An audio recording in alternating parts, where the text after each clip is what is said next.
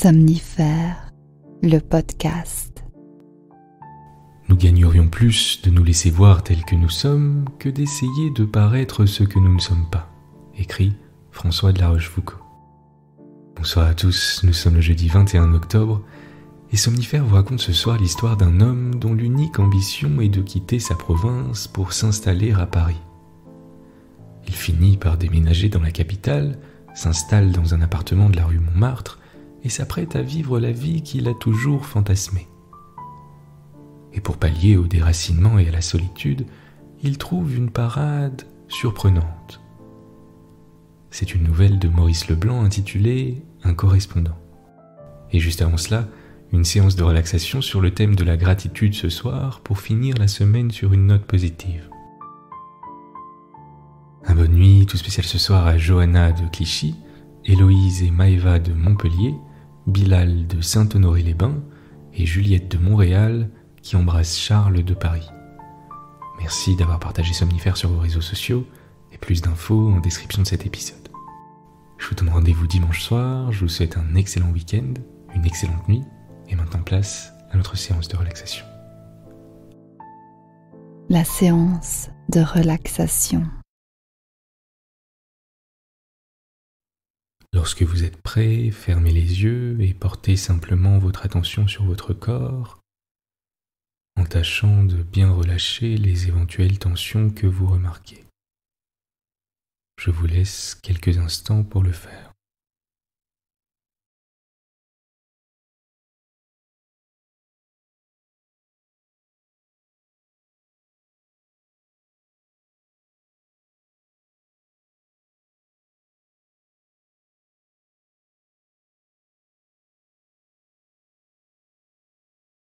Notre séance de relaxation ce soir a pour thème la gratitude.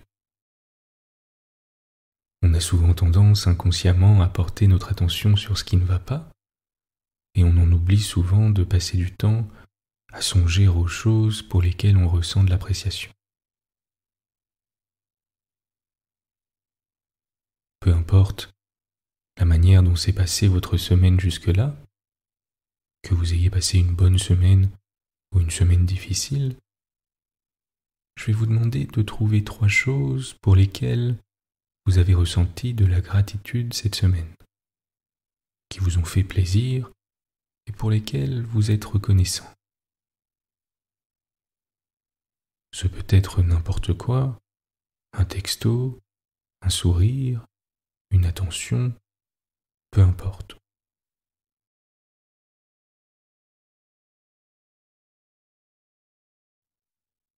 Trouvez 3 choses pour lesquelles vous avez cette semaine ressenti de l'appréciation, de la gratitude. Je vous laisse un instant pour y songer.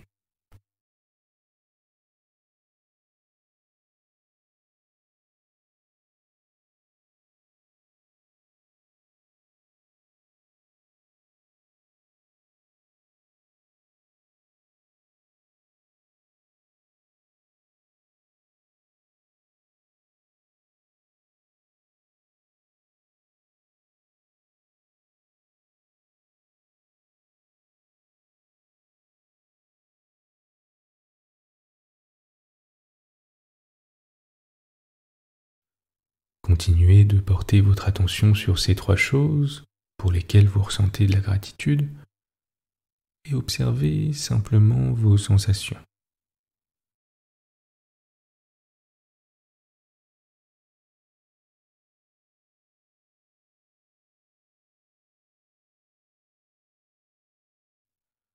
Portez simplement votre attention sur ces 3 choses, ainsi que sur votre respiration, et observez avec curiosité ce que cela provoque en vous.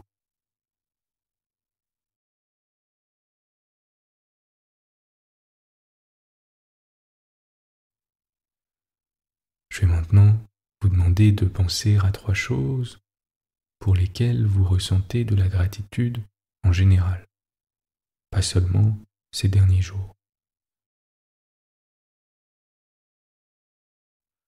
Ce peut être d'avoir trouvé quelqu'un pour partager votre vie, d'avoir un toit au-dessus de votre tête, d'être en sécurité, etc. Je vous laisse un instant pour y réfléchir.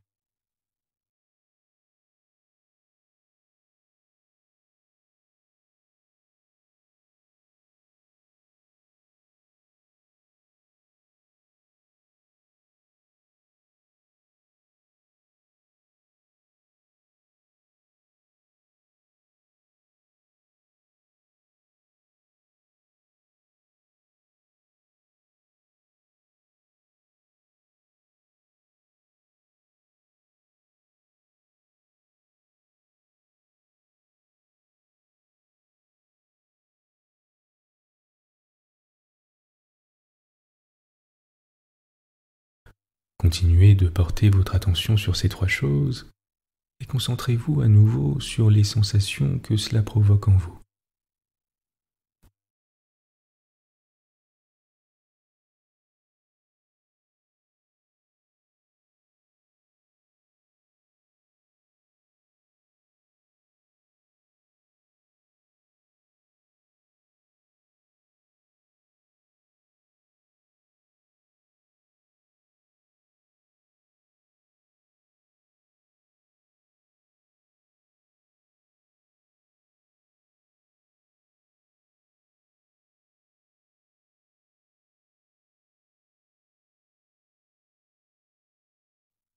À présent, portez votre attention sur une ou plusieurs personnes que vous êtes heureux d'avoir dans votre vie ou que vous êtes heureux d'avoir connues.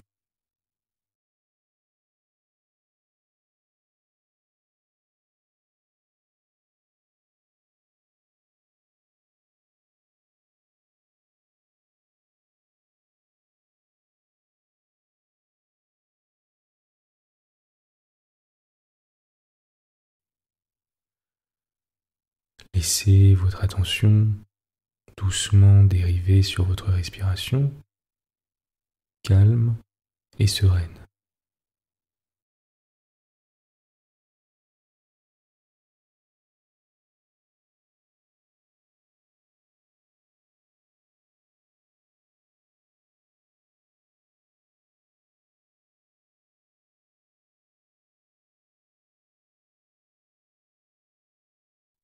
Sur les mouvements de votre poitrine à l'inspire et à l'expire.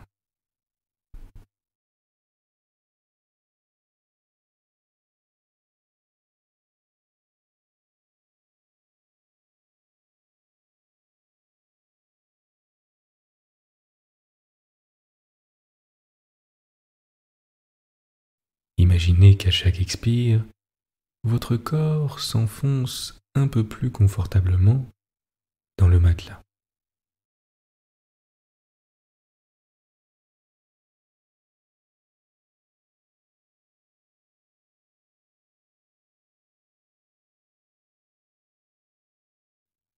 Détendez votre cuir chevelu,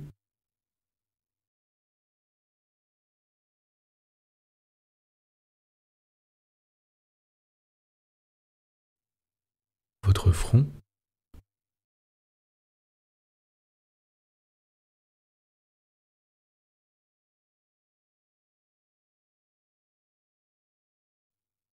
votre langue,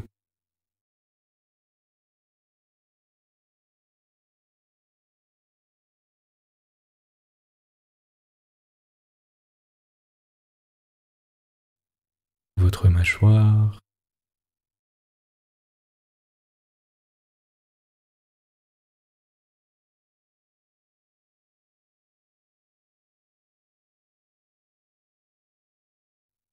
votre cou et votre nuque,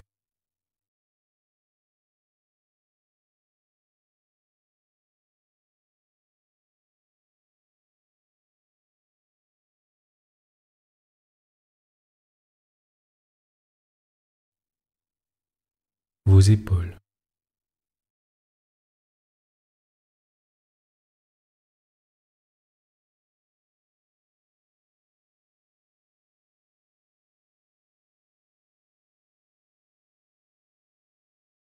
À présent, laissez simplement votre attention doucement dériver à nouveau sur votre respiration.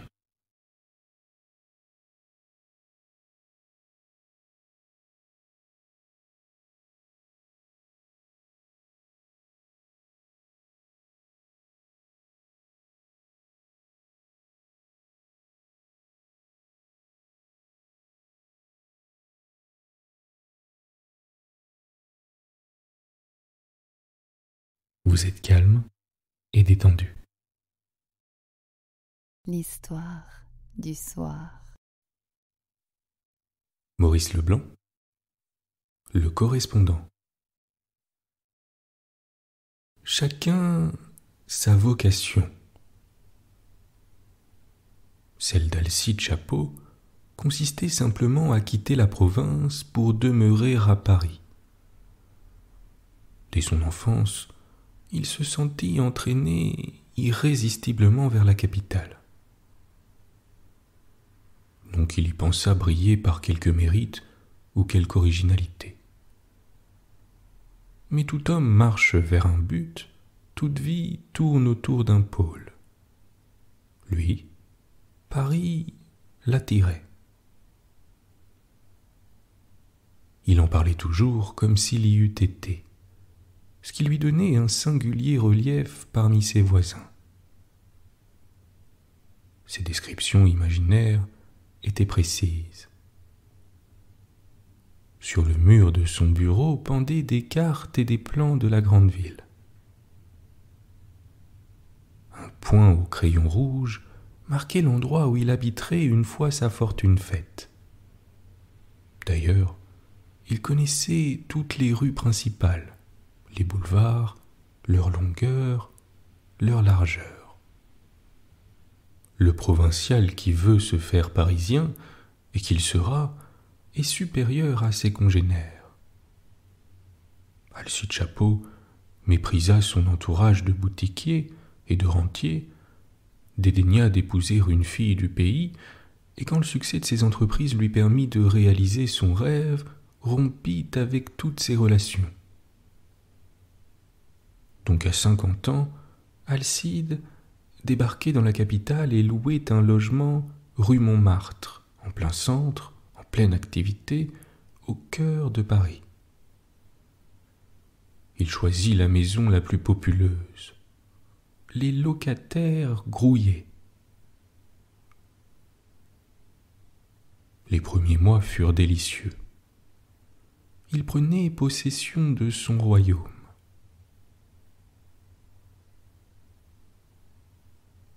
Son pied dur sur le pavé, sa canne martelait le trottoir. Il se faisait un point d'honneur de ne jamais demander son chemin à personne, disant « À quoi bon, j'irai les yeux fermés ». Aussi se perdit-il souvent. Une bizarrerie l'étonnait. Il n'entrait en rapport avec personne. Sa solitude lui pesa, il voulut la rompre. Mais une invincible timidité lui liait la langue et lui comprimait le cerveau. Depuis tant d'années, il proclamait la suprématie de tous ces gens qu'auprès d'eux, il se sentit infime, tout petit garçon, ridicule, emprunté, provincial. Le fait est que ces tentatives de liaison restèrent infructueuses. On semblait lui rire au nez. Il se tint à l'écart, vexé. Pour secouer son ennui, il inventa des distractions. Son pas était de 70 centimètres. Il se mit à arpenter des rues, convertissant en mètres le nombre de ses pas et vérifiant son erreur dans le bottin. Il devint d'une habileté surprenante. On se lasse de tout. Alcide Chapeau commençait alors à trouver la vie très monotone et Paris dénué d'intérêt. Jusque chez lui, il n'éprouvait qu'échec et outrage. Ainsi, le concierge, cet être évidemment inférieur, le concierge affectait de le connaître à peine. Blessure cuisante, car ce concierge causait avec tous les locataires, potinait avec les bonnes, et la loge retentissait de rire.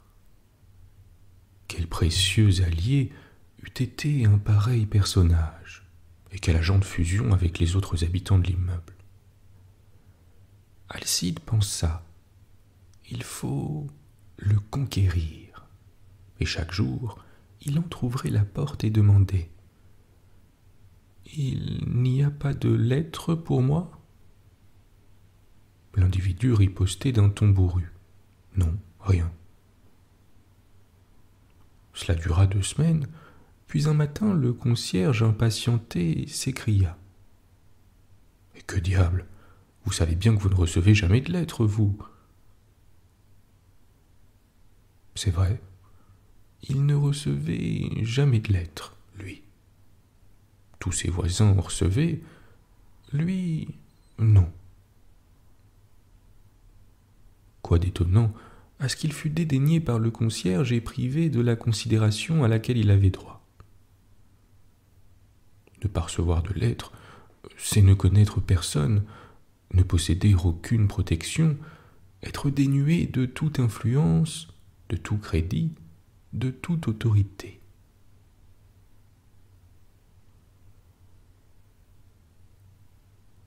Il s'aperçut soudain de son isolement dans le monde.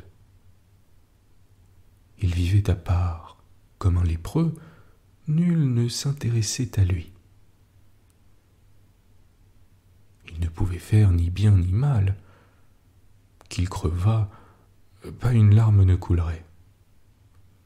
De là sans doute provenait l'espèce de froideur avec laquelle on l'accueillait.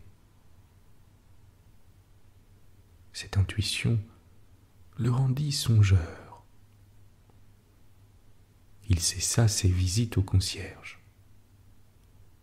Son visage marquait l'effort des laborieux enfantements qui transforment une vague idée en une résolution fixe et irrévocable.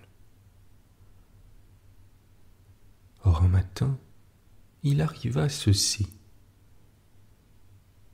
Alcide passait devant la loge d'un air dégagé quand le concierge l'appela.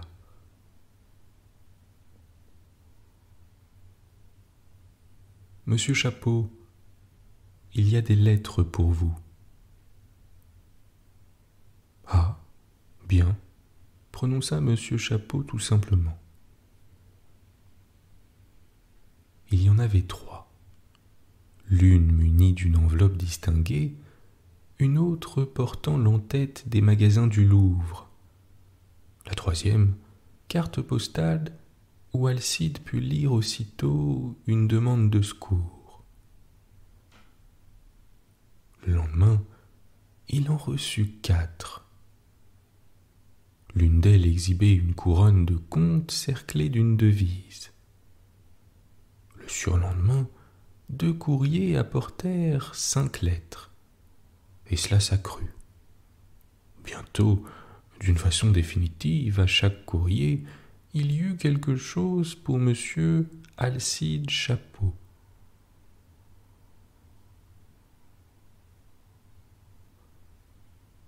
Sa situation subit un changement immédiat. Le concierge devint obséquieux et bavard. Les autres locataires le saluaient très bas dans les escaliers. Lui-même prit de l'aplomb. Au café, on le considérait. Comme il se félicita de son stratagème. Les délicieuses nuits qu'il employait à tracer sa propre adresse sur toutes ses enveloppes. Il fallait une rude attention pour que l'écriture ne fût jamais semblable. Et quelle imagination pour varier l'état social apparent de l'expéditeur. Nul détail n'était négligé. Ni le parfum, ni la couleur de l'encre, ni la position du timbre, ni le cachet. Les enveloppes surtout le préoccupaient. il passait ses après-midi à en acheter de formats différents et de qualité spéciale. Il ne s'en tint pas là. Il eut la minutie de composer scrupuleusement le texte des missives renfermées. Sa correspondance fut dès lors d'une complexité prodigieuse. Il s'écrivait des suppliques, des mots de remerciement, des faire-part, des condoléances, des billets d'amour ou des billets de vieux camarades, ou de riches cousins, ou de fonctionnaires importants. Et il ne manquait pas d'ouvrir et de lire toutes ces lettres. Son importance grandissait avec leur augmentation progressive. Aussi, ne pensait-il même plus au concierge ni à ses voisins. Il se suffisait. Sa vie se trouvait si remplie, une vie d'araignée au milieu de sa toile, à l'affût parmi les centaines de fils qui rayonnent autour d'elle. Il ne marchait plus, il courait. Il courait à travers Paris, roulait sur tous les omnibus et fréquentait les bureaux de poste des quartiers les plus opposés. À l'approche de ces bureaux, sa contenance devenait tout autre, en rapport exact avec la qualité de la personne qui, soi-disant, lui écrivait. Et de même, à sa table de travail, son âme se métamorphosait à l'infini. Tantôt il possédait une âme de ministre, tantôt de commerçant ou d'épicier, ou d'acteur, ou de militaire, ou de femme du monde, ou de courtisane. Il en prenait les poses, la voix, les manières. Il était vraiment le personnage évoqué. Et son plaisir se doublait d'une joie de créateur à voir défiler devant lui tous ces types imaginaires, engendrés par sa fantaisie.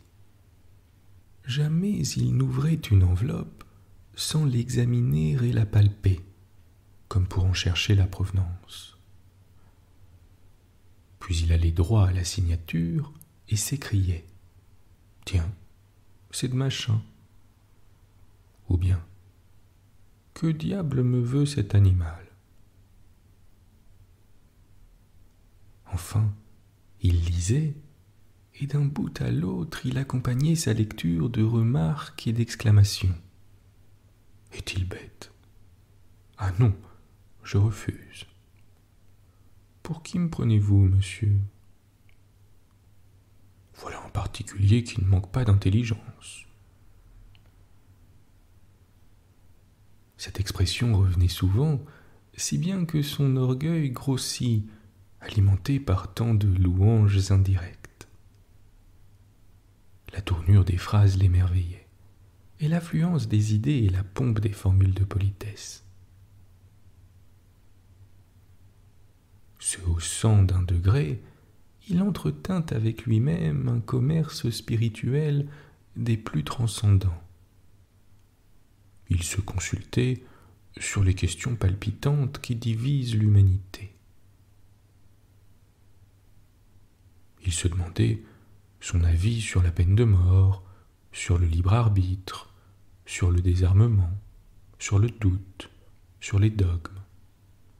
Il s'exposait des cas de conscience. « Monsieur, ma femme me trompe. Dois-je la tromper ou la répudier ? Monsieur, j'ai trouvé un portefeuille. Qu'en faire ? » Il se regardait comme universel. Recettes de cuisine, placement de fortune, remèdes sanitaires, plans de voyage, combinaisons pour amoureux, rien ne l'embarrassait. Il était d'autant moins gêné que son manège consistait en interrogations et jamais en réponses. Un jour, il s'écrivit une lettre anonyme. Et en la recevant, il pesta indigné. Comment y a-t-il des gens assez lâches pour employer de telles manœuvres et pour ternir la réputation d'autrui tout en gardant le masque? Un autre jour, il se donna rendez-vous au pied de l'obélisque à 4 heures. Et durant 2 heures, il s'attendit, en tirant sa montre avec impatience et en maugréant après le malotru qui le laissait se morfondre. Enfin, il fut heureux. Mais l'âge vint. Il craignit que sa santé ne résistât pas à un labeur si formidable. Prudemment, il planta là tous ses correspondants et disparut. Aujourd'hui, il vieillit dans son pays natal. Ses paperasses sont étiquetées et cataloguées. Le soir, il réunit les amis d'autrefois et il lit quelques-unes de ses lettres, principalement celles qu'il s'est adressées de la part de personnages importants.